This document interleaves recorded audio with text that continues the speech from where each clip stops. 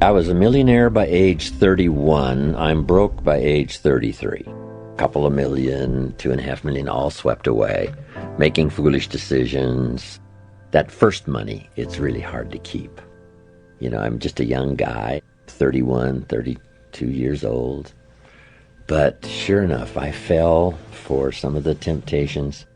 You know somebody's going to be parted with their money before long when they say, like I did, how many colors does it come in? Right? You know, I'll buy them all. You know, that kind of sort of recklessness. And then making some unwise business decisions. Company wanted to borrow some money, $250,000. The bank said, well, if Mr. Rohn will sign personally, we'll let you have the money. And I knew they could pay it back, so I signed. So I'm the hero. They pay it all back. I leave, go away. I find out a little bit later that the company got in financial trouble, went back and borrowed this $250,000 again. And I said, well, I hope they don't call me, because this time I won't sign. I signed the first note. It was all paid back, but I knew they weren't going to make it this time. And they never called. However, sure enough, within a year, this company goes belly up. And I get a letter from the bank saying, dear Mr. Rohn, we have here your guarantee that if the company can't perform, you will. On this $250,000, please send us your check. And I said, hey, there's been some mistake here. I signed the first note, but nobody ever called me. I never signed the second note. What I didn't know that I had originally signed was a continuing guarantee. Now I know what the word continuing means. I know how much it costs per letter. But anyway, that and a few other experiences, and you know, some of my newfound wealth was on paper, and that disappeared. So sure enough, from poor to rich and from rich back to poor, what do you do now? What occurred to me was that even though my money was gone, I still had the skills. And the skills proved to be more valuable than the money. So I just simply went back to work, went back to the street, went back using the formula I had used in the first place to do well, and made many times more what I did the first time. But I think that's the key. You just have to go back to work. And part of it was I was willing to readjust my lifestyle. The fancy cars had to go, the homes and all that stuff had to go, and you go back to a modest apartment and a modest place and pull everything down to start over, rather than trying to keep living up here when you should have to start over back to the street or whatever you have to do. And just put it together again. No different than the farmer who plants in the spring and it's all gone when the hailstorm is finished. He goes back in the spring and says, let's try it one more time. I can't imagine 2 years in a row. Once in a while, maybe there would be 2 years in a row when you get wiped out, but not that often. So you try it again. And probably from the experience, if you treat it right and keep the right attitude, you'll be stronger than you were the first time around or the second time around. But everything comes down to attitude and philosophy. When I first started working on my fortune as well as my living, my mentor said it depends on your attitude. If you say, I'm working a little extra time to pay some bills, that'd be one thing. But if you said, I'm working a little extra time to start my fortune, see, that makes getting out of bed totally different.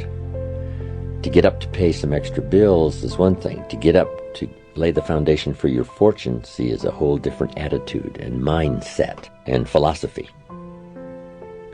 So if you have the right attitude, no matter what's happened, if you just readjust your attitude and your philosophy and a whole new mindset and start again. Some of the great fortunes are made after the person turns 50, 60. And the reason is because with all the ups and downs that happen to them in those accumulation of years, now when an idea or a new burst of energy or vitality or goals sets in, they've got all this experience to invest. That's why these fortunes become incredible, even after 50 and 60. When you're 20, you don't have much experience to invest. Doesn't mean you can't do okay and can't really climb the ladder fairly quickly. And when you're 30, you have a bit more experience to invest if something happened and you had to start over.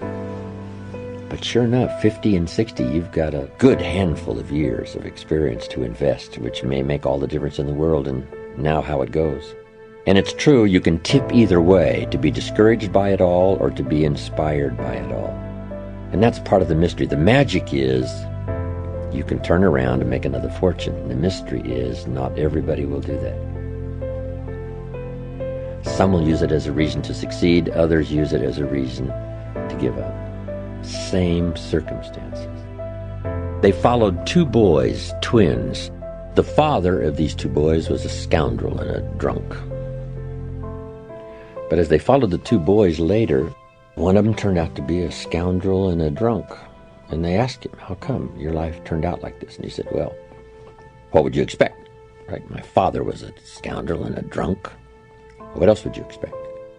The other boy had turned out to be a professional, doing very well. And they asked him, how come you turned out to be a professional? And he said, I didn't want to be like my father. Same father. One used it as an excuse for living a poorer life, and the other one used it as a reason to make all the necessary changes.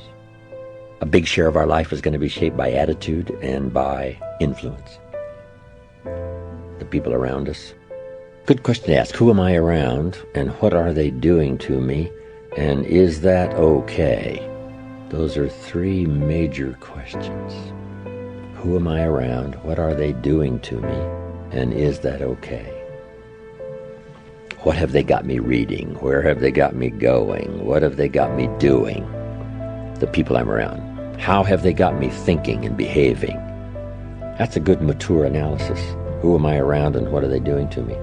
And is that okay? And if it's okay, fine. If it isn't okay, change it. Association can make all the difference in the world in your future. We have to practice limited association. Some people you can be around a few hours, but not a few days.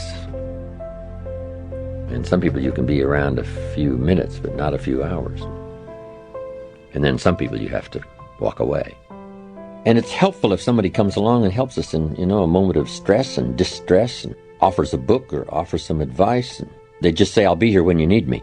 Sometimes you don't need somebody to, come live with you or be right there to hold your hand. But as long as you know they're available, if it gets a little tougher, call, things like that, that's very valuable. And if you've got some good friends, they'll be there. I lost a friend just a few years ago. David. I used to say of David, if I was stuck in a foreign jail accused unduly somewhere, if they allowed me one call, I would call him. And the reason is he would come and get me. No questions asked. That's what we call a real friend. And hopefully in times of stress, or if you've fallen out of the tech sky, right, and it's, the paper's all burned up, and the money's all gone, and the project turned into reverse, hopefully you've got some around, somebody, and all of us really have somebody. But part of the good instruction is to make the kind of friends on your way up who will be there on your way down and say, come in. Some of them will say, I've been expecting you. The way you were going, I knew it wouldn't be long, right? Until the bubble would burst and everything would go in reverse. Come on in. Let's talk things over. So make some good friends so that no matter what happens, when things do turn upside down, you'll have some to rely on for wise counsel. I've had some of those in my life. They've helped save my life, save my career, save everything. Walk the beach with somebody that cares about you and is an excellent friend where you can really unload and try to see if you can't sort it out. Sometimes a business venture that goes wrong is like being in a wreck. It takes a while for your mind to clear. So if you've been in a wreck and you're out there kind of wandering around, it's helpful if somebody takes you by the hand and says, hey, let's sit down here for a while until your mind stops spinning. There's no way to put a value on that, how valuable that is.